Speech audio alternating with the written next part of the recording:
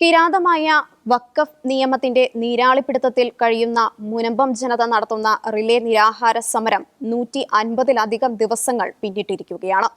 എങ്കിലും അവരുടെ ന്യായവും നീതിയും അവകാശവുമെല്ലാം ഒരു വിദൂര സ്വപ്നമായി മാറുന്ന കാഴ്ചയും നിലനിൽക്കുന്നുണ്ട്. ആദ്യ നാളുകളിൽ ഏറെ മാധ്യമ ശ്രദ്ധ പിടിച്ചുപറ്റിയിരുന്നെങ്കിലും പിന്നീട് അതെല്ലാം മന്ദഗതിയിലാവുകയായിരുന്നു. ഇപ്പോൾ വഖഫ് ഭേദഗതി ബില്ല് മുൻകാല പ്രാബല്യത്തോടെ പാസാക്കേണ്ട ഒരു സാഹചര്യമാണ് നിലനിൽക്കുന്നത്. അത് എത്രയും പെട്ടെന്ന് തന്നെ നടപ്പാക്കി കിട്ടിയാൽ മാത്രമേ മുനമ്പം ജനതയ്ക്ക് നീതി ലഭ്യമാവുകയുള്ളൂ. വഖഫ് ഭേദഗതി ബില്ല് മുൻകാല പ്രാബല്യത്തോടെ പാസാക്കുവാൻ കേന്ദ്ര സർക്കാർ തയ്യാറാകുമോ? മുനമ്പം ജനതയ്ക്ക് നീതി ലഭിക്കുമോ? തുടങ്ങിയ കാര്യങ്ങളാണ് ഇന്ന് നിലപാട് ചർച്ച ചെയ്യുന്നത്. ഞാൻ അനു തങ്കച്ചൻ, എന്നോടൊപ്പം ഉള്ളത് സണ്ണി പീറ്റർ, റോബിൻ മാത്യു. ഏറെ നാളുകളായിട്ട് നമ്മൾ ചർച്ച ചെയ്യുന്ന അല്ലെങ്കിൽ മാധ്യമങ്ങളിൽ നിറഞ്ഞു നിൽക്കുന്ന ഒരു വിഷയമാണ് മുനമ്പം തീരദേശ ജനതയുടെ വിഷയം. വഖഫ് നിയമം എന്ന് പറയുന്ന ഒരു കിരാതമായ നിയമത്തിന്റെ നീരാളിപ്പിടുത്തത്തിൽ ഇവർ കഴിയാൻ തുടങ്ങിയിട്ട് നാളുകൾ ഒരുപാടായി. അതുമായി ബന്ധപ്പെട്ട കേസുകളും കാര്യങ്ങളും ഒക്കെ നടക്കുന്നുണ്ട്. പക്ഷേ അതൊരു അവരുടെ അവകാശങ്ങൾ അല്ലെങ്കിൽ അവർക്ക് ലഭിക്കേണ്ട നീതി അതൊരു വിദൂര സ്വപ്നമായി ഇന്നും നിലനിൽക്കുന്ന ഒരു പശ്ചാത്തലമാണ് നിലനിൽക്കുന്നത്. ഇപ്പൊ തന്നെ 150-ലേറെ ദിവസങ്ങൾ പിന്നിട്ടു. ഇനി അങ്ങോട്ട് സമരമുറകൾ മാറും എന്നവര് പറഞ്ഞിട്ടുണ്ട്. ശരിക്കും എന്തുകൊണ്ടായിരിക്കും ഇതൊരു വിദൂര സ്വപ്നമായിട്ട് മാറുന്നത്?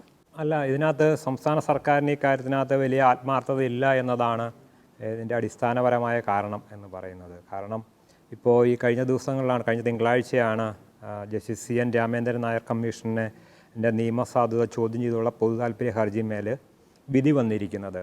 ആ കമ്മീഷനെ നിയമിച്ചത് റദ്ദാക്കുകയും ചെയ്തിട്ടുണ്ട്. ജസ്റ്റിസ് ബെച്ചു കുര്യൻ തോമസിൻ്റെ സിംഗിൾ ബെഞ്ച് വിധി റദ്ദാക്കുകയും ചെയ്തു. കാരണം അതിനകത്ത് പറയുന്ന ഒരു കാര്യം, ജനതയ്ക്ക് ഈ കമ്മീഷനോട് വലിയ താല്പര്യം ഉണ്ടായിരുന്നില്ല എന്നുള്ളത് അവർ തന്നെ പറയുന്നുണ്ട്. പക്ഷേ സർക്കാർ ഏർപ്പെടുത്തിയിരുന്ന ഒരു സംവിധാനം ആയതുകൊണ്ട് അതിനോട് അവരെ സഹകരിച്ചു എന്നുള്ളത് മറ്റൊരു വസ്തുത. അപ്പൊ അത്രത്തോളം സർക്കാരിന്റെ ഭാഗത്തു നിന്ന് നല്ലൊരു തീരുമാനം ഉണ്ടാകും എന്നൊരു പ്രതീക്ഷ അവർക്കുണ്ടായിരുന്നു, അല്ലേ? അല്ല, അതിനകത്ത് പറയുന്ന ഉത്തരവിൽ തന്നെ പറയുന്ന സിംഗിൾ ബെഞ്ചിൻ്റെ ഉത്തരവിൽ തന്നെ പറയുന്ന 1-2 കാര്യങ്ങളുണ്ട്. ഒന്നാമത്തെ കാര്യം എന്ന് പറയുന്നത് ഈ കമ്മീഷൻ്റെ നിയമനത്തിൽ ഒരു നിയമസാധുതയില്ല. രണ്ടാമത്തെ കാര്യം എന്ന് പറയുന്നത് സർക്കാർ ഇത് യാന്ത്രികമായിട്ടാണ് നിയമിച്ചിരിക്കുന്നത് എന്നാണ് വിധിയിൽ തന്നെ പറയുന്നത്. കാരണം സർക്കാർ നൽകിയ അഫിഡവിറ്റിൽ പോലും പറയുന്ന ഒരു കാര്യം, ഈ ജുഡീഷ്യൽ കമ്മീഷൻ്റെ പവറോ ജുഡീഷ്യൽ കമ്മീഷൻ്റെ പവറോ അല്ലെങ്കിൽ കമ്മീഷൻ നൽകുന്ന റിപ്പോർട്ട് ശുപാർശകൾ നടപ്പാക്കാനുള്ള ഉത്തരവാദിത്വമോ ഒന്നും സർക്കാരിനില്ല എന്ന് തന്നെ സർക്കാർ ഈ കേസിൻ്റെ പരിഗണന വേളയിൽ ഹൈക്കോടതിയിൽ പറഞ്ഞിട്ടുണ്ട്. അപ്പോൾ പിന്നെ എന്തിനാണ് ഈ കമ്മീഷനെ വെച്ച് എന്നൊരു ചോദ്യമാണ് ഉയർന്നു വരുന്നത്. അവിടെയാണ് നമുക്ക് അറിയാവുന്ന പോലെ പാലക്കാട് ബൈ ഇലക്ഷനും അതോടൊപ്പം തന്നെ വയനാടും ചേലക്കരയും ഉപതെരഞ്ഞെടുപ്പ് നടക്കുന്ന സമയത്താണ് ഈ മുനമ്പം വിഷയം ഇങ്ങനെ കത്തി നിൽക്കുന്നുണ്ടായത്. അപ്പോൾ ഈ ക്രൈസ്തവ വോട്ടുകൾ ലക്ഷ്യമിട്ടുകൊണ്ടാണ് അന്ന് സർക്കാർ ഇത്തരത്തിലുള്ള ഒരു ജുഡീഷ്യൽ കമ്മീഷനെ നിയമിക്കുന്നത് CN രാമേന്ദ്രൻ നായരെ. അപ്പോൾ സർക്കാരിൻ്റെ ഒരു ലക്ഷ്യം എന്ന് പറയുന്നത് നമുക്കറിയാവുന്ന പോലെ ഈ ജുഡീഷ്യൽ കമ്മീഷനെ വെച്ച് കഴിഞ്ഞാൽ സിറ്റിങ്ങും അതിൻ്റെ ശുപാർശകളും ഒക്കെ ആയിട്ട് കുറേ കാലം നീണ്ടുപോകും. അങ്ങനെയാണ് 3 മാസ കാലാവധിയിൽ വെക്കുന്നത്. ഇങ്ങനെ നീണ്ടു പോയി കഴിഞ്ഞ് കഴിയുമ്പോൾ സർക്കാരിന് പതിയെ ഇതിൽ നിന്ന് പിന്മാറാനുള്ളൊരു അവസരം കിട്ടും എന്ന ഒരു ലക്ഷ്യത്തോടു കൂടിയാണ് അന്ന് ഈ കമ്മീഷനെ വെക്കുന്നത്. നമുക്കറിയാം പല കമ്മീഷനും അങ്ങനെയാണ്. അവർ നൽകുന്ന ശുപാർശകളൊന്നും തന്നെ പലപ്പോഴും നടപ്പാക്കാറ് പോലുമില്ല. നമുക്കറിയാം JB കോശി കമ്മീഷൻ റിപ്പോർട്ട് സമർപ്പിച്ചിട്ട് വർഷങ്ങളായി. പക്ഷേ അതിന്മേൽ ഒരു നടപടിയും സ്വീകരിച്ചിട്ടില്ല. അപ്പോൾ ശുപാർശ നൽകിയാൽ പോലും പിന്നീട് അത് പഠിക്കാൻ വേണ്ടി വീണ്ടും ഒരു സമിതി, ഇപ്പോൾ നമുക്കറിയാം ഈ JB കോശി കമ്മീഷൻ്റെ ശുപാർശ നൽകി 1.5-2 വർഷത്തോളമാകുന്നു. അപ്പോഴാണ് വീണ്ടും അതിന് പഠിക്കാൻ വേണ്ടി സെക്രട്ടറി തലത്തിൽ വീണ്ടും ഒരു സമിതിയെ വെച്ചിരിക്കുന്നു. അപ്പോൾ അതിങ്ങനെ നീട്ടിക്കൊണ്ട് പോവുക എന്നത് മാത്രമായിരുന്നു സർക്കാരിൻ്റെ മുന്നിലൊരു ലക്ഷ്യം. അതാണ് ആ സർക്കാരിൻ്റെ ഒരു പൊയ്മുഖമാണ് ഇപ്പോൾ ഈ അഴിഞ്ഞു വീണിരിക്കുന്നത് ഈ കമ്മീഷൻ്റെ റദ്ദാക്കലോട് കൂടി എന്നാണ് നമുക്ക് മനസ്സിലാക്കുന്നത്. അത് ഈ മുനമ്പം ജനതയ്ക്കും ഇതിനോട് വലിയ താല്പര്യമൊന്നും ഉണ്ടായിരുന്നില്ല, അത് സത്യമാണ് പറഞ്ഞത്. കാരണം അവർക്കും അറിയാം ഈ കമ്മീഷൻ്റെ ഒരു നിയമസാധുതയൊക്കെ കുറിച്ച്. അത് ആർക്കും അറിയാവുന്ന കാര്യമാണ്. ശരിക്കും സർക്കാർ ചെയ്യേണ്ടിയിരുന്നത് ഇത് മുനമ്പം ജനത അടുത്ത നാളുകൾ വരെ അവർക്ക് എല്ലാവിധ റവന്യൂ അവകാശങ്ങളും ഉണ്ടായിരുന്ന ഒരു സ്ഥലമായിരുന്നു. വേളാങ്കണ്ണി തീരദേശത്തെ 404 ഏക്കർ ഭൂമി എന്ന് പറയുന്നത് അവിടെ ഉള്ള 610ഓളം കുടുംബങ്ങളുടേതാണ്. അതിന് 1988 അവർ ഫാറൂഖ് കോളേജിൽ നിന്ന് പണം കൊടുത്ത് വാങ്ങിയ ഭൂമിയാണ്. അതിന് എല്ലാവിധ റവന്യൂ അവകാശങ്ങളുമുള്ള ഭൂമിയായിരുന്നു. അപ്പോൾ സ്വാഭാവികമായി സർക്കാർ ചെയ്യേണ്ടിയിരുന്നത് അവരുടെ റവന്യൂ അവകാശങ്ങൾ പുനഃസ്ഥാപിച്ച് നൽകിക്കൊണ്ടുള്ള ഒരു നടപടിയായിരുന്നു സർക്കാർ സ്വീകരിക്കേണ്ടിയിരുന്നത്. അതിന് പകരമാണ് ഈ കമ്മീഷനെ വെച്ചുകൊണ്ട് ഇത്തരത്തിൽ ഈ ഒരു ഉദാസീനത ഒരു സമീപനം സർക്കാർ സ്വീകരിച്ചത്. അതിൻ്റെ ഒരു തിരിച്ചടിയാണ് ഹൈക്കോടതിയിൽ നേരിടേണ്ടി വന്നിരിക്കുന്നത്. ഇനിയിപ്പോൾ സർക്കാർ ഒരുപക്ഷെ ചെയ്യാൻ പോകുന്നത് ജനങ്ങൾക്ക് അവരെ കബളിപ്പിക്കാൻ വേണ്ടി വീണ്ടും ഒരു അപ്പീൽ പോകാനുള്ള ഒരു സാധ്യതയാണുള്ളത്. പക്ഷേ അതിനും ഒരു സാധ്യതയില്ല. കാരണം ഈ മുനമ്പം ഭൂമി ഏറ്റെടുത്തതുമായി ബന്ധപ്പെട്ട് വഖഫിൻ്റെ ട്രൈബ്യൂണൽ കേസ് നടന്നുകൊണ്ടിരിക്കുകയാണ്. കോഴിക്കോട് ബെഞ്ചിൽ അതിൻ്റെ ട്രിബ്യൂണൽ കേസ് നടന്നുകൊണ്ടിരിക്കുക. അപ്പോൾ ട്രിബ്യൂണൽ കേസ് നിലനിൽക്കുന്ന സമയത്ത് ഇങ്ങനെ കമ്മീഷനെ വെക്കാൻ കഴിയുമോ എന്നൊരു ചോദ്യമാണ് ഈ സിംഗിൾ ബെഞ്ച് ഉയർത്തിയത്. അതല്ലാണ്ട് ഇതിനെ നിയമിച്ചതിനോട് അവർക്ക് കോടതിക്ക് ഒരു വിയോജിപ്പുമില്ല. പക്ഷേ ഈ കമ്മീഷനകത്ത് ഇങ്ങനെ കേസ് നടന്നുകൊണ്ടിരിക്കുമ്പോൾ ഇത് യാന്ത്രികമായി വെച്ചൊരു ഒരു കമ്മീഷനാണ് എന്ന് പറഞ്ഞാണ് തള്ളിയത്. അപ്പോൾ സർക്കാരിനെ സംബന്ധിച്ചിടത്തോളം ഇങ്ങനെ ഈ ദിവസങ്ങൾ തള്ളി നീക്കുക എന്നത് മാത്രമേ ഇതിനകത്ത് ഒരു താല്പര്യമായിട്ടുള്ളൂ എന്ന് തോന്നുന്നു. അതിൻ്റെ ഒരു ഫലമാണ് മുനമ്പത്തെ തീരദേശ ജനത അനുഭവിച്ചുകൊണ്ടിരിക്കുന്നത്. ഈ കേസ് ഇങ്ങനെ തള്ളി നീക്കുക വഴി സ്വാഭാവികമായും മുനമ്പം ജനത പിന്മാറും എന്നൊരു പ്രതീക്ഷ സർക്കാരിനുണ്ടാകുമായിരിക്കും അല്ലേ? അല്ല, അന്ന് സർക്കാർ പറഞ്ഞൊരു കാര്യം, ഈ സമരം ഇങ്ങനെ ശക്തമായി മുന്നോട്ട് പോയപ്പോൾ ഞങ്ങൾ ഇതെല്ലാം പഠിക്കാൻ വേണ്ടി ജുഡീഷ്യൽ കമ്മീഷനെ വെച്ചിട്ടുണ്ട്. മുഖ്യമന്ത്രിയാണത് പറഞ്ഞത്. അതുകൊണ്ട് എത്രയും പെട്ടെന്ന് നിങ്ങൾ ഈ സമരം അവസാനിപ്പിക്കണം എന്ന കമ്മീഷൻ വെച്ചിരിക്കുന്നു. അതുകൊണ്ട് കമ്മീഷൻ അതെല്ലാം പരിഗണിക്കും. അപ്പോൾ അതുകൊണ്ട് സമരം പിൻവലിക്കുക എന്നൊരു ആവശ്യമായിരുന്നു അവർ മുന്നോട്ട് വെച്ചത്. ഏതായാലും തീരദേശ ജനത ആ ചൂണ്ടയെ കൊളത്താൻ തയ്യാറായില്ല. അവരെന്ത് വന്നാലും സമരവുമായി മുന്നോട്ട് പോകും. അവരെ റവന്യൂ അവകാശം പുനഃസ്ഥാപിച്ച് കിട്ടുന്നതുവരെ സമരവുമായി മുന്നോട്ട് പോകും എന്നവർ പറഞ്ഞിരുന്നു. ഏതായാലും അവരിനിയും സമരവുമായി തന്നെ മുന്നോട്ട് പോകും. ആ റവന്യൂ അവകാശം, കാരണം അത് അവരുടെ ഭൂമിയാണ്. അവർക്ക് എല്ലാവിധ അവകാശങ്ങളും ഉണ്ടായിരുന്ന ഭൂമിയാണ്. അപ്പോൾ ഈ അടുത്ത നാളുകളിലാണ് വഖഫ് അവരുടേതാണ് എന്ന് അവകാശപ്പെട്ടു വന്നത്. അപ്പോൾ തീർച്ചയായിട്ടും അവർക്ക് അതിനുള്ള അവകാശമുണ്ട്. പക്ഷേ തീർച്ചയായും ശരിക്കും ഒരു മനുഷ്യാവകാശ ലംഘനമാണ് മുനമ്പത്ത് നടക്കുന്നത് എന്നാണ് തോന്നുന്നത്. ശരിക്കും മനുഷ്യാവകാശ ലംഘനം തന്നെയാണ്. കാരണം ഇത്രയും വർഷം കൈവശാവകാശം ഉണ്ടായിരുന്ന ഒരു പ്രോപ്പർട്ടി, അല്ലെങ്കിൽ അവരുടേത് എന്ന് അവർ ജനിച്ച നാൾ മുതൽ കരുതിക്കൊണ്ടിരുന്ന ഒരു വസ്തുവാണ് പെട്ടെന്നൊരു സുപ്രഭാതത്തിൽ അവരുടേതല്ലാതായി മാറുന്നത്. മാത്രമല്ല, ഈ പറയുന്ന 610 കുടുംബങ്ങളുടെയും അവസ്ഥ എന്ന് പറയുന്നത് വളരെ ദയനീയമായിട്ടുള്ള ഒരവസ്ഥയാണ്. ഒരുപാട് പണമുള്ളവരോ അല്ലെങ്കിൽ അതിസമ്പന്നരോ ആയിട്ടുള്ള ആരും തന്നെ ആ ഒരു 610 കുടുംബങ്ങളിൽ ഇല്ല എന്നുള്ളതാണ് ഏറ്റവും വലിയ വസ്തുത. മാത്രമല്ല, അവർ കടലിൽ പോയി അന്നന്നത്തെ അപ്പത്തിന് വേണ്ടിയുള്ളതിന് വേണ്ടി മാത്രം അധ്വാനിക്കുന്നവരാണ് അവർ. അത്രത്തോളം കഷ്ടപ്പെട്ട് ജീവിക്കുന്ന ഇവരുടെ പിച്ചച്ചട്ടിയിൽ കൈയിട്ട് വാരുന്ന ഒരു സമീപനം സർക്കാർ സ്വീകരിക്കുന്നത്, അല്ലെങ്കിൽ വഖഫ് നിയമം എന്ന് പറയുന്ന കിരാതമായ നിയമം സ്വീകരിക്കുന്നത് ശരിക്കും ഒരു മനുഷ്യാവകാശ ലംഘനമല്ലേ? അല്ല, ഒന്നാമത്തെ കാര്യം, ഈ വഖഫ് പോലെയുള്ള ഒരു നിയമം നമ്മളതിനെ ഈ മുനമ്പത്തെയും വഖഫ് നിയമത്തെയും മനസ്സിലാക്കുന്നതിനുള്ള കാഴ്ചപ്പാടിലാണ് എനിക്ക് തോന്നുന്നത് അല്പം വ്യത്യാസം വരുത്തേണ്ടത്. നമ്മൾ പലപ്പോഴും ഒരു വളരെ റൂറലായിട്ടുള്ള ഒരു ഏരിയയിൽ നടക്കുന്ന ഏതെങ്കിലും ഇന്ത്യയുടെ ഒരു റൂറലായിട്ട് ഉള്ള ഏരിയയിൽ കുറച്ച് ഭൂമി ഭയങ്കര വിശ്വാസമുള്ള ഒരു വ്യക്തി കൊടുക്കുന്നു, അത് അങ്ങനെ സൂക്ഷിച്ച് വെക്കുന്നു, അതിനൊരു സംരക്ഷിക്കാനൊരു നിയമം ഉണ്ടാക്കുന്നു. നമ്മൾ ആ ഒരു കാഴ്ചപ്പാടെ നമ്മൾ മാറ്റണം. എന്തുകൊണ്ടാണ് ഈ വഖഫ് നിയമത്തെ പോലുള്ള ഒരു നിയമം ഇന്ത്യയിൽ പാസ്സാക്കപ്പെട്ടത് എന്നുള്ളത് അടിസ്ഥാനപരമായി ചിന്തിക്കേണ്ട ഒരു വസ്തുത തന്നെയാണ്. ഇപ്പോൾ നമുക്കറിയാം, ഈ വഖഫ് ഒരു ജനാധിപത്യ രാജ്യത്ത് കൊണ്ടു നടക്കാൻ പറ്റിയ ഒരു നിയമമാണ് വഖഫ് നിയമം എന്നുള്ളതാണ്.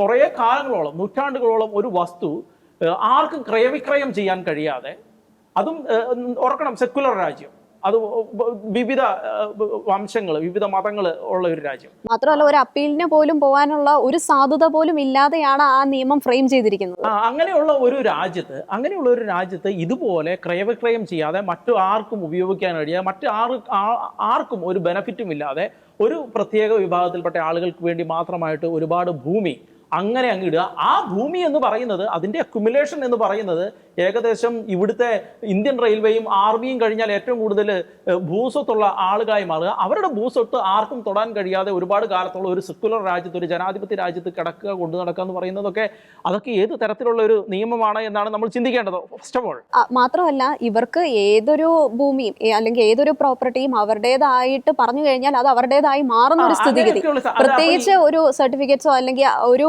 ഒരു ആധികാരികമായ ഒരു രേഖ പോലും ഇല്ലാതെ അവർക്ക് വഖഫിന് അത് സ്വന്തമാക്കാം എന്ന് പറയുന്നത് നേരത്തെ റോബിൻ ചോദിച്ച പോലെ എന്തടിസ്ഥാനത്തിലാണ് അത്തരത്തിൽ ഒരു നിയമം ഒരു ജനാധിപത്യ രാജ്യമായ ഇന്ത്യയിൽ പാസ്സാക്കപ്പെട്ടതെന്നുള്ളത് ശരിക്കും ഉയർത്തേണ്ട ഒരു ചോദ്യമാണ്. പക്ഷെ ഇതിന്റെ ഉള്ളില് ഇത് ബ്രിട്ടീഷുകാരാണ് ഈ നിയമം ഇത് സംരക്ഷിക്കാൻ വേണ്ടി കൊണ്ടുവന്നത്. പക്ഷെ ഇതിന്റെ ഉള്ളിൽ അടിസ്ഥാനപരമായ വസ്തുത എന്ന് പറയുന്നത് ബ്രിട്ടീഷുകാർ പോലും ഇതിനെ പറഞ്ഞേക്കുന്നത് ദ മോസ്റ്റ് പെർണീഷ്യസ് എന്ന് പറയുന്ന ഒരു രീതിയിലാണ്. എന്ന് വെച്ചാൽ അത്ര മോശമായിട്ടുള്ള ഒരു നിയമമാണ് ഇതെന്ന് അവർക്ക് തന്നെ വ്യക്തമായിട്ട് അറിയാം. അപ്പോൾ ഇതിന്റെ ഉള്ളിലെ അടിസ്ഥാനപരമായ വസ്തുത എന്ന് പറയുന്നത് ഈ കോൺഗ്രസ് സർക്കാർ ജസ്റ്റ് വോട്ട് ബാങ്കിന് വേണ്ടി മാത്രം ഇതുപോലൊരു നിയമം, ഇതുപോലെ കിരാതമായ ഒരു നിയമം ഉണ്ടാക്കി എന്ന് പറയുന്നതിൻ്റെ ഉള്ളൊരു കള്ളത്തരമുണ്ട്.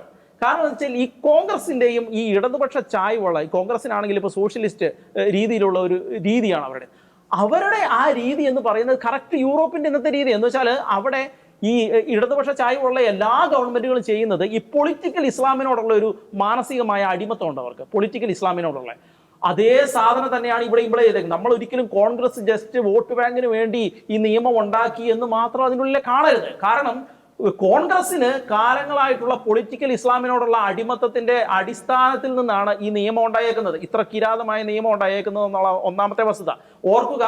ഈ കോൺഗ്രസ് സർക്കാർ എന്ത് ചെയ്തു? കാലങ്ങളോളം പിന്നോട്ട് ഇവർക്ക് ക്ലെയിം ചെയ്യാനുള്ള അധികാരം കൊടുത്തു. കാലങ്ങളോളം പിന്നോട്ട് ക്ലെയിം ചെയ്യാനുള്ള അധികാരം കൊടുക്കുമ്പോൾ ഓർക്കുക, ഇവിടെ നൈസാം ഹൈദരാബാദിൽ ഭരിച്ചു, ബംഗാളിന്റെ അവിടെ മുസ്ലിം ഭരണാധികാരികളായിരുന്നു, അതുപോലെ തന്നെ മുഗൾ ഭരണം, അതുപോലെ തന്നെ ടിപ്പു സുൽത്താന്റെ ഭരണം, അങ്ങനെ അതുപോലെ തന്നെ പല മുസ്ലിം രാജാക്കന്മാർ ഇന്ത്യ അടക്കം ഭരിച്ചിട്ടുണ്ട്.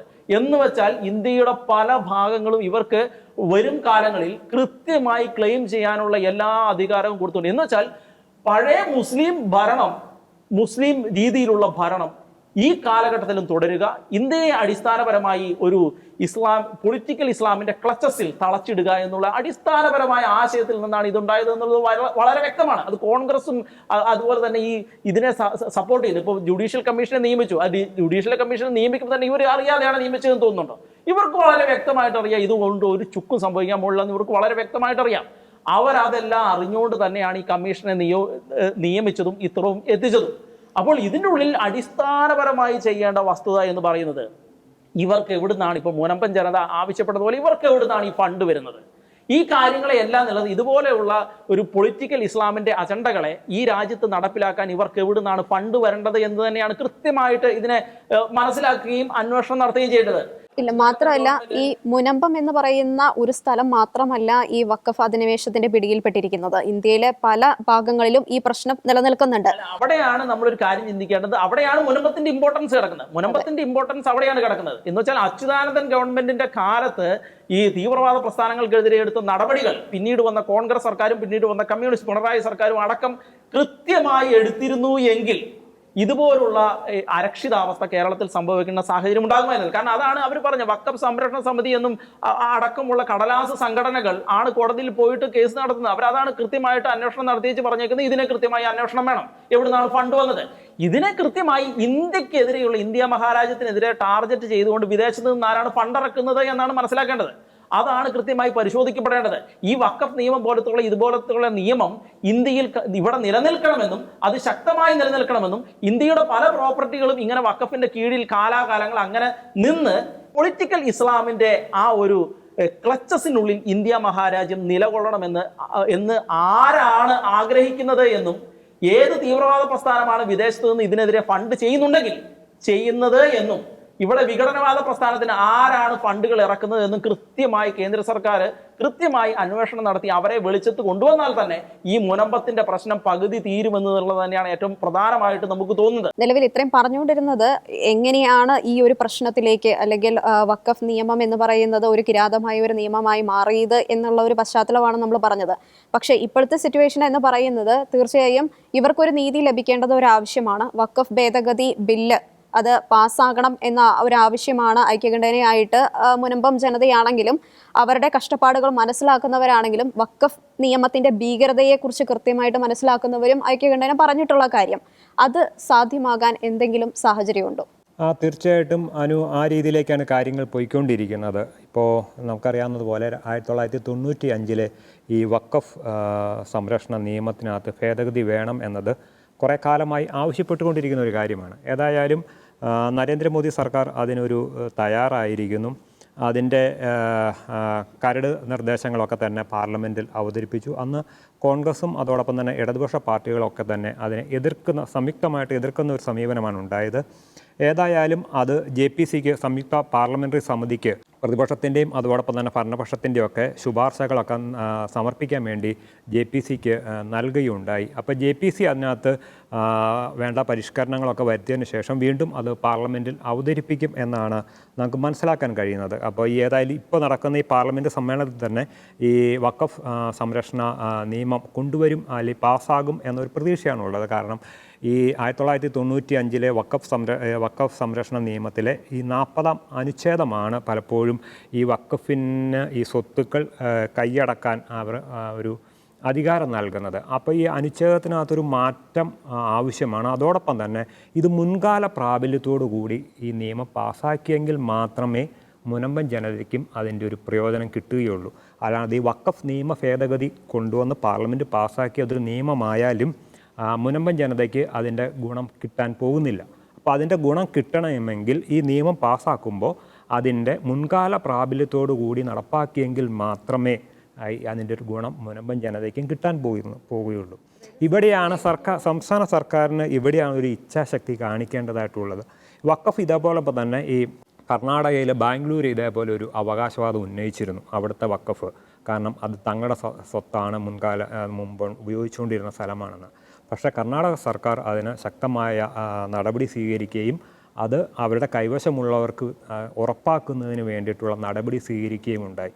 പക്ഷെ അവിടെയാണ് നമ്മുടെ സംസ്ഥാന സർക്കാർ കേരളത്തിലേക്ക് വരുമ്പോൾ ഒരു അഴകുഴമ്പൻ സമീപനം സ്വീകരിക്കുന്നത്. നമുക്കറിയാം വഖഫ് അത് ഈ സർക്കാർ മാത്രമല്ല, ഇടതുപക്ഷത്തിൻ്റെ സർക്കാർ മാത്രമല്ല. അന്ന് 2008 VS അച്യുതാനന്ദൻ ഇവിടെ മുഖ്യമന്ത്രി ആയിരിക്കുമ്പോൾ നിസാർ കമ്മീഷൻ എന്ന് പറഞ്ഞ ഒരു കമ്മീഷൻ വയ്ക്കുകയുണ്ടായി. ആ നിസാർ കമ്മീഷൻ പഠിച്ചിട്ടും ഇത് വഖഫിൻ്റെ ഭൂമിയാണെന്നൊരു റിപ്പോർട്ടാണ് അന്ന് 2008 സമർപ്പിച്ചത്. അങ്ങനെയാണ് 2009 ഈ വഖഫ് ബോർഡ് ഒരു ഉത്തരവ് പുറത്തിറക്കി, ഇത് തങ്ങളുടെ ഭൂമിയാണ് എന്ന് പറഞ്ഞുകൊണ്ട്.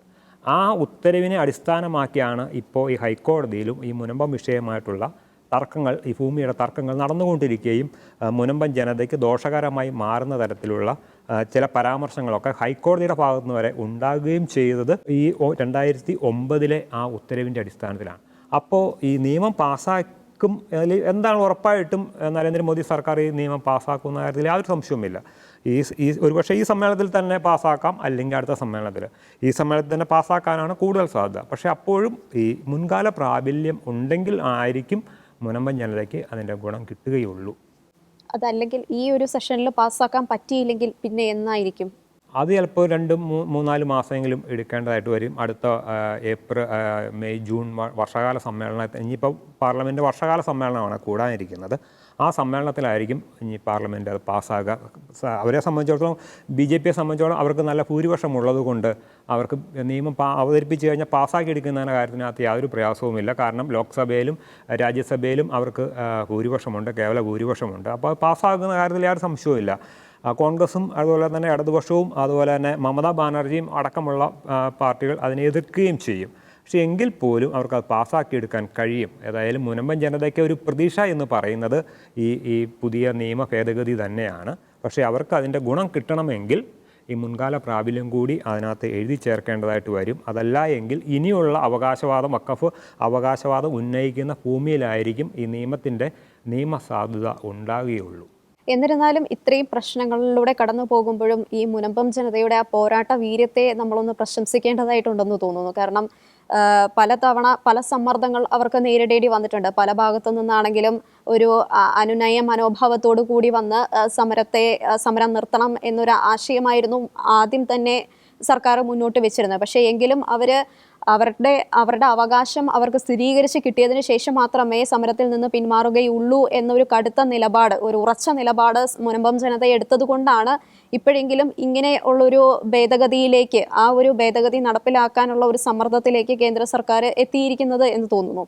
കാരണം ഞാൻ ഇന്ന് ഓർക്കുന്നു, 150ാം സമരത്തിൽ ഇറങ്ങിയത് ഏറ്റവും കൂടുതൽ പ്രായം ചെന്ന ആൾക്കാരാണ്. 60 വയസ്സ് കഴിഞ്ഞവരാണ്. 60 വയസ്സ് കഴിഞ്ഞവരാണ്. പേരാണ്. അതെ.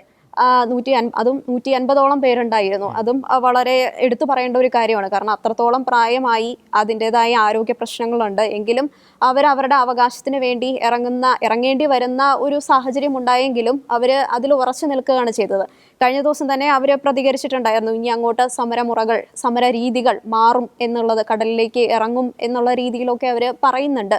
അപ്പോൾ എത്രയും പെട്ടെന്ന് തന്നെ അവർക്ക് അനുകൂലമായ രീതിയിലേക്ക് ഒരു വിധി വരട്ടെ, അല്ലെങ്കിൽ ഒരു നിയമ ഭേദഗതി ഉണ്ടാകും എന്ന് നമുക്ക് പ്രതീക്ഷിക്കാം. അല്ല, അവരെ സംബന്ധിച്ചിടത്തോളം, അവർ സമരം ചെയ്യുന്ന മുനമ്പ തീരദേശ ജനതയെ സംബന്ധിച്ചിടത്തോളം ഈ കേന്ദ്രത്തിലെ വഖഫ് നിയമ ഭേദഗതിക്കെതിരെയാണ് കോൺഗ്രസും അതോടൊപ്പം തന്നെ ഇടതുപക്ഷവും മുസ്ലിം ലീഗും അടക്കമുള്ള പാർട്ടികൾ അതിനെതിരാണ്. പക്ഷേ മുനമ്പം ജനതയുടെ കാര്യം വരുന്നു കഴിയുമ്പോൾ അവർ ഇവിടെ പറയുന്നത്, അവർ വർഷങ്ങളായി ആ ഭൂമിയിൽ ജനിച്ചു വളർന്നവരാണ്, അവർക്ക് എല്ലാ റവന്യൂ അവകാശങ്ങളും ഉണ്ടായിരുന്നു, അതുകൊണ്ട് അവരെ കുടിയൊഴിപ്പിക്കരുത് എന്ന നിലപാടാണ് മുസ്ലിം ലീഗ് അടക്കമുള്ള പാർട്ടികൾ, അത് പരസ്യമായി തന്നെ പറയുകയുണ്ടായി. മുസ്ലിം ലീഗ് അടക്കമുള്ള പാർട്ടികൾ ഈ കാര്യത്തിൽ അത് മുനമ്പൻ ജനതയോടൊപ്പമാണുള്ളത്. കാരണം അവർ വർഷങ്ങളായി താമസിക്കുന്ന സാധാരണക്കാരായ ആളുകളാണ്. അവരെ പൊതുവഴിയിലേക്ക് ഇറക്കി വിടുന്ന ഒരു സാഹചര്യം ഉണ്ടാകരുത് എന്ന ഒരു വികാരമാണ് മുസ്ലിം ലീഗ് അടക്കമുള്ള പാർട്ടികൾ പുലർത്തുന്നത്. അപ്പോൾ സ്വാഭാവികമായും അതിൻ്റെ ഒരു പിന്തുണ തീരദേശ ജനതയായ മുനമ്പൻ ജനതയ്ക്ക് ഉണ്ടായിട്ടുണ്ട്. അതുപോലെ മാധ്യമങ്ങളുടെ അടക്കമുള്ള ഒരു വലിയ പിന്തുണ മുനമ്പൻ ജനതയ്ക്ക് ലഭിക്കുകയുണ്ടായി. ആ ഒരു പശ്ചാത്തലത്തിലാണ് ഈ സമരം ഇത്ര ശക്തമായി മുന്നോട്ട് കൊണ്ടുപോകാൻ മുനമ്പൻ ജനതയ്ക്ക് കഴിഞ്ഞത്. അവിടെയാണ് സംസ്ഥാന സർക്കാർ അവരുടേതായ ഒരു ടാക്ടിക്സ് ഇറക്കിയത്. കാരണം ഈ കമ്മീഷനെ വെച്ചതും അതുകൊണ്ട് തന്നെയാണ്. സമരം പൊതുജനങ്ങളുടെ ഇടയിൽ ഇവർ ഉയർത്തുന്ന ആവശ്യം ന്യായമാണ്, അവർ ന്യായമായ ഒരു ആവശ്യത്തിന് വേണ്ടിയിട്ടാണ് മുനമ്പൻ ജനത സമരം നടത്തുന്നത് എന്ന ബോധ്യം പൊതുസമൂഹത്തിനും അതോടൊപ്പം തന്നെ രാഷ്ട്രീയ പാർട്ടികൾക്ക് എല്ലാവർക്കും ഉണ്ടായിരുന്നു. അവരെ ഇറക്കി വിടാൻ പാടില്ല, കാരണം അവർ സ്ഥലം പണം കൊടുത്ത് വാങ്ങിയതാണ് എന്ന ബോധ്യമുള്ളതുകൊണ്ടാണ്. അപ്പോൾ അതുകൊണ്ടാണ് അവർക്ക് ഇത്രയും കാലം ഈ സമരവുമായി മുന്നോട്ട് പോകാൻ കഴിഞ്ഞത്. ഒരു പൊതുസമൂഹത്തിൻ്റെ ഒരു പിന്തുണ നേടിയെടുക്കുന്ന കാര്യത്തിനകത്ത് മുനമ്പൻ ജനത വിജയിച്ചു എന്നത് നാം കാണേണ്ടതായിട്ടുണ്ട്. അത് കാരണം അവരുടെ ഭാഗത്താണ് നീതിയും ന്യായവും എന്ന ബോധ്യം പൊതുസമൂഹത്തിന് ഉണ്ടായതുകൊണ്ടാണ് അവർക്ക് ആ സമരം വിജയിപ്പിക്കാനും കഴിയുന്നത്. ഏതായാലും അവർക്കൊരു പ്രതീക്ഷയാണ് ഉള്ളത്. കാരണം കേന്ദ്ര സർക്കാരിൻ്റെ ഭാഗത്തുനിന്ന് ഒരു അനുകൂല നിലപാടുണ്ടാകും, ഈ നിയമ ഭേദഗതി വരും. ഈ നിയമം ഭേദഗതി ചെയ്യാത്തിടത്തോളം കാലം അവർക്ക് അവരുടെ അവകാശം പുനഃസ്ഥാപിച്ച് കിട്ടുമോ എന്ന കാര്യത്തിനകത്ത് സംശയമുണ്ട്. മുൻകാല പ്രാബല്യത്തോടെ ഈ വഖഫ് നിയമ ഭേദഗതി പാസ്സാക്കിയില്ല എങ്കിൽ ഈ 95-ലെ വഖഫ് നിയമം നിലനിൽക്കുന്ന, അല്ലെങ്കിൽ 95-ലെ വഖഫ് നിയമവും അതിൽ 40-ാം അനുച്ഛേദവും നിലനിൽക്കുന്നിടത്തോളം കാലം അവർക്ക് ആ ഭൂമി സ്വന്തമാക്കുക എന്നത് വിദൂര സ്വപ്നമായി തന്നെ അവശേഷിക്കും എന്നാണ് തോന്നുന്നത്. മുനമ്പം ജനതയുടെ ഭാഗത്താണ് നീതിയും ന്യായവും എന്ന് പൊതുസമൂഹത്തിന് എല്ലാം തന്നെ അറിയാം. എങ്കിലും വഖഫ് നിയമ ഭേദഗതി ഒരു അനിവാര്യതയായി മാറിയിരിക്കുകയാണ്. എങ്കിൽ മാത്രമേ മുനമ്പം ജനതയ്ക്ക് തങ്ങളുടെ അവകാശങ്ങൾ പുനഃസ്ഥാപിച്ചെടുക്കാൻ സാധിക്കുകയുള്ളൂ. കേന്ദ്ര സർക്കാർ എത്രയും പെട്ടെന്ന് വഖഫ് ഭേദഗതി ബില്ല് മുൻകാല പ്രാബല്യത്തോടുകൂടി പാസ്സാക്കണം എന്ന് തന്നെയാണ് ഈ നിലപാട് ആവശ്യപ്പെടുന്നത്. ഒപ്പം തന്നെ മുനമ്പം ജനതയുടെ പോരാട്ട വീര്യത്തെ പ്രശംസിച്ചുകൊണ്ട് ഇന്നത്തെ നിലപാട് അവസാനിക്കുന്നു. വീണ്ടും മറ്റൊരു വിഷയവുമായി അടുത്ത ദിവസം കാണാം. നന്ദി.